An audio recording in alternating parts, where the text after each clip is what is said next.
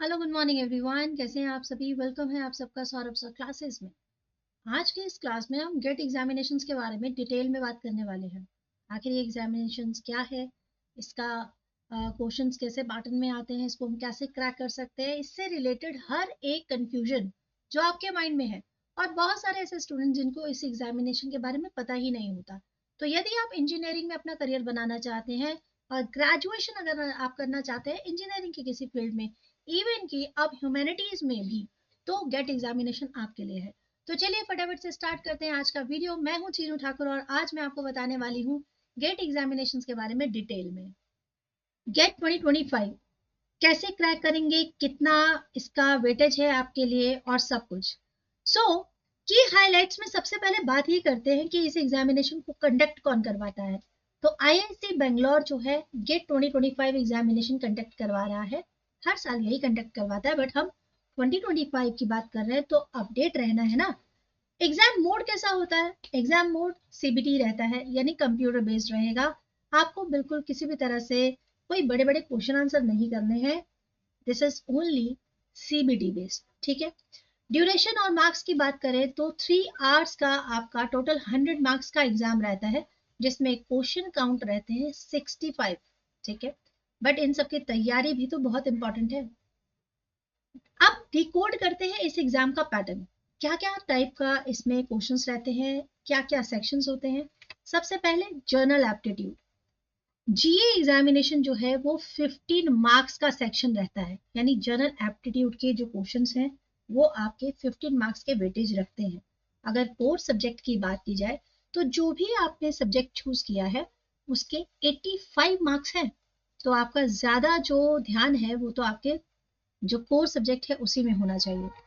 Question times की बात करें तो एमसीक्यू है, एमएसक्यूज होते हैं और एनएटीज भी इंक्लूडेड है, जहां पर आपको असर्शन रीजनिंग भी है। आपके इसमें रीजनिंग के क्वेश्चंस भी आ सकते हैं। नेगेटिव मार्किंग की बात की जाए तो हाँ बिल्कुल इसमें नेगेटिव मार्किंग है, एमएसक्यू में है, बट एनएटी जो है उसमें नहीं होता है। एनएटी क्या होता है? जो न्यूमेरिक एप्टीट्यूड टाइप क्वेश्चंस होते हैं उनके बारे में बात हो रही है। आप और थोड़ा जानते हैं कि आपकी एलिजिबिलिटी क्राइटेरिया क्या होना चाहिए, कौन इस एग्जाम को अप्लाई कर सकता है और कौन फिलअप कर पाएगा। अगर आप bachelor degree engineering, technology, science, architectures में हैं तो आप इस एग्जाम को बिल्कुल दे सकते हैं। फाइनल ईयर स्टूडेंट्स भी अप्लाई कर सकते हैं गेट एग्जामिनेशन के लिए। अगर एज लिमिट की मैं बात करूं तो यहाँ पर कोई एज लिमिट नहीं है, आप कभी भी इस एग्जाम को दे सकते हैं। बट आपके पास कौन कौन से सब्जेक्ट्स होने चाहिए उनका ध्यान रखिएगा। Wide array of subjects offered, yes, इसमें बहुत सारे सब्जेक्ट्स को ऑफर्ड किया गया है, जैसे सी एस, एम ई, ई सी ई सी, यानी कि कोर इंजीनियरिंग के जो सब्जेक्ट्स हैं वो सभी इसमें इंक्लूडेड हैं। साइंस की बात की जाए तो मैथमेटिक्स, केमिस्ट्री एंड फिजिक्स अगर आपने करना है तो वो भी अवेलेबल है। और न्यू डिसिप्लिन्स में अभी अभी डाटा साइंस एंड एआई को भी ऐड किया गया है। ह्यूमैनिटीज के भी कुछ सब्जेक्ट्स लिए गए हैं, जैसे इकोनॉमिक्स और इंग्लिश। आप अगर करना चाहें तो अगर आपने किया हुआ है तो आप ये एग्जाम दे सकते हैं। अब इसका एप्लीकेशन प्रोसेस क्या होता है, स्टेप बाय स्टेप हम ये भी डिस्कस करते हैं। सबसे पहले ऑनलाइन वाया GOAP इसका पोर्टल है, उसके थ्रू आप इसे अप्लाई करेंगे। देन आप सबमिट करेंगे इसकी एप्लीकेशन फी। जब आप अप्लाई करेंगे तो अपने सारे जितने भी आपके क्रेडेंशियल्स हैं इंपॉर्टेंट वो सब उसमें ऐड करेंगे। और फीस ज़्यादातर 900 टू 1800 के बीच में रहती है।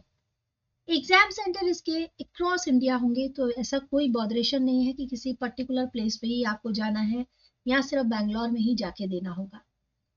गेट स्कोर और इसकी वैलिडिटी और क्या इसका यूज है जो बहुत इंपॉर्टेंट है। वैलिडिटी इसकी 3 साल तक रहती है हायर स्टडी के लिए, अगर आप उसके बाद हायर स्टडी करना चाहें तो। अगर आप पीएसयू में रिक्रूटमेंट चाहते हैं तो पीएसयू जो है वो जॉब रिक्रूटमेंट के लिए ये स्कोर बहुत ज्यादा मैटर करेंगे।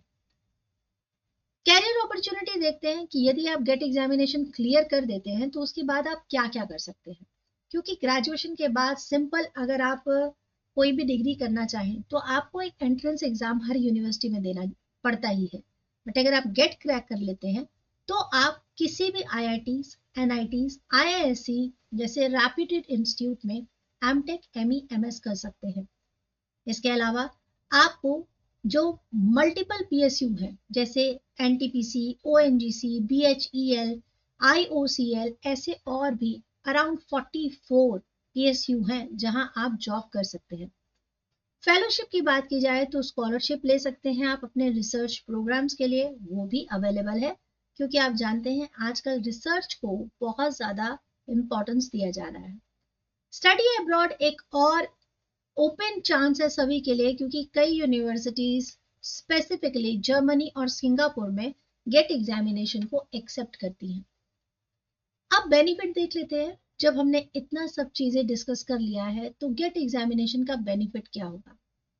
सबसे पहली बात, कहीं पर भी यदि आप अपना पोर्टफोलियो रखते हैं, आप अपना एजुकेशन सर्टिफिकेट्स रखते हैं, तो टॉप इंस्टीट्यूट्स में आप रिकॉग्नाइज माने जाते हैं। वैलिडिटी गेट स्कोर की 3 साल है, यानी कि आप अगर फर्दर PhDs करना चाहते हैं या और मास्टर्स कहीं पर आप करना चाहते हैं तो आप इस एग्जामिनेशन को यूज कर सकते हैं। टोटल जितने पेपर्स हैं वो 30 पेपर्स ऑफर किए जाते हैं विद दिस पेपर्स, तो आपको मल्टीपल ऑप्शंस हैं, मल्टीपल कोर्सेज हैं, सारी चीजें आपको इन्फॉर्मेशन लगेंगी। एक्चुअली गेट जो है वो बहुत सारे प्रेस्टिजियस इंस्टीट्यूशन और करियर को रास्ते आपके लिए खोल देता है। इसका वैलिड स्कोर आपके प्रोफाइल के लिए, एकेडमिक प्रोस्पेक्टस के लिए बहुत ज़्यादा इंपॉर्टेंट है, and it can also provide you some best to best opportunity, जिससे आप PSUs और हायर एजुकेशन के लिए भी कर सकते हैं आगे अपना फर्दर स्टेप। अब मैं आपको बताती हूँ कि आप किन चीज़ों को ध्यान रखेंगे। बहुत छोटी सी बात है, क्या की टेक अवेज हैं जो आप नेक्स्ट स्टेप यूज करके इस एग्जाम के लिए प्रिपेयर कर सकते हैं।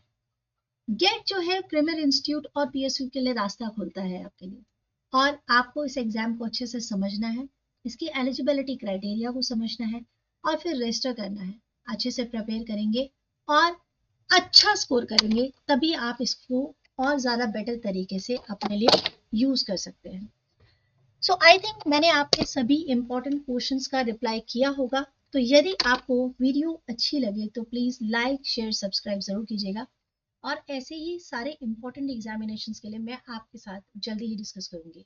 सो ऑल द बेस्ट जो इस एग्जाम के लिए तैयारी कर रहे हैं और उनके लिए भी जो इस एग्जाम को तैयारी करना चाहेंगे और जिनके पास अब इससे रिलेटेड सारी जानकारी होगी।